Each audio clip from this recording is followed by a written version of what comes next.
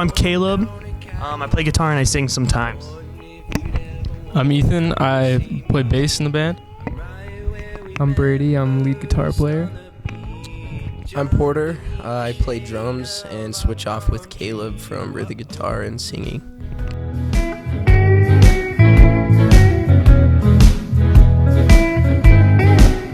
And now I see you watching birds fly high.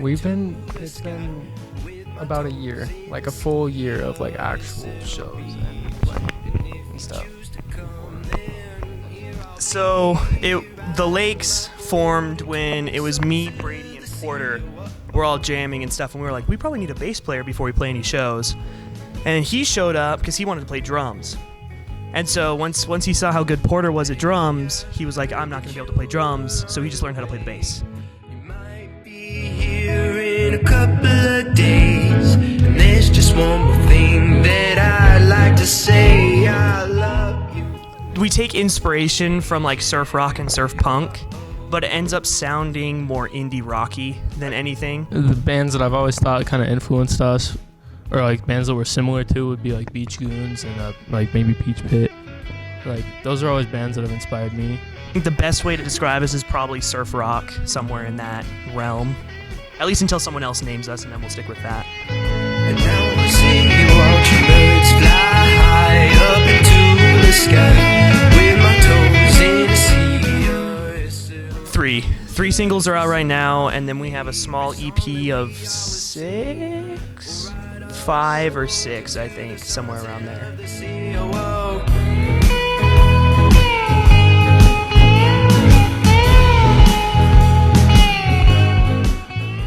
So we played around with 3 different ways of recording. We had one of our homies in town try to record us once from his laptop. It was a little rocky. I think we would all agree it was a little rocky. And then we drove down to Utah because I have a friend down there who knows how to record with his band and stuff.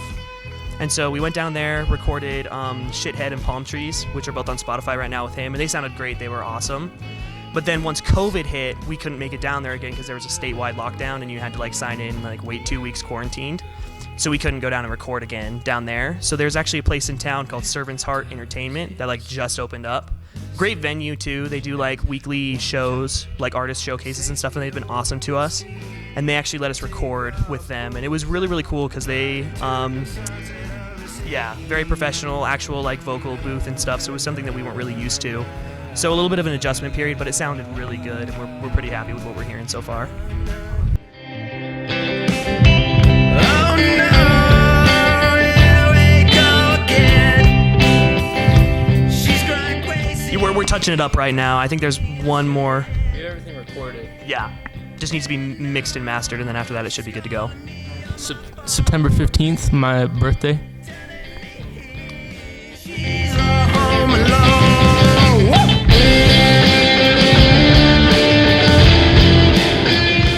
COVID was really, really rough at the beginning, to be honest. Like, when it first hit, we had, I think, 3 or 4 shows that were just straight up canceled because of it. It was like mid-February.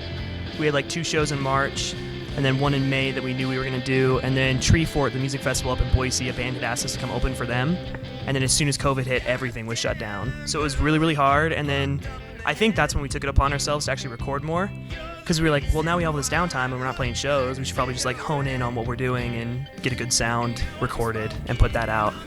So it was a blessing in disguise, I would say.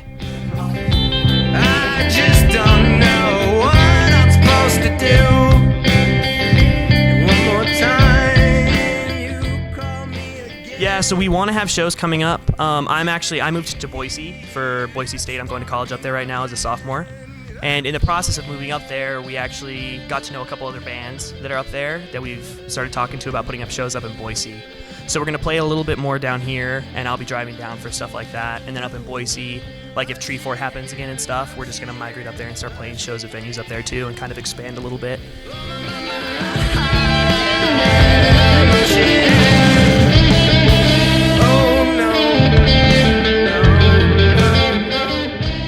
I want people to understand that all of our recordings so far have been pretty amateur and like haven't been super polished. And as we move forward as a band, I think it's only going to get better. So, and our live shows, I think, are a way better representation of who we are as a band. But given that those are so difficult right now, if people just stick with us for a little bit, I think we can really show the people of Idaho what we're made of. That's it. We love you guys. Here we go.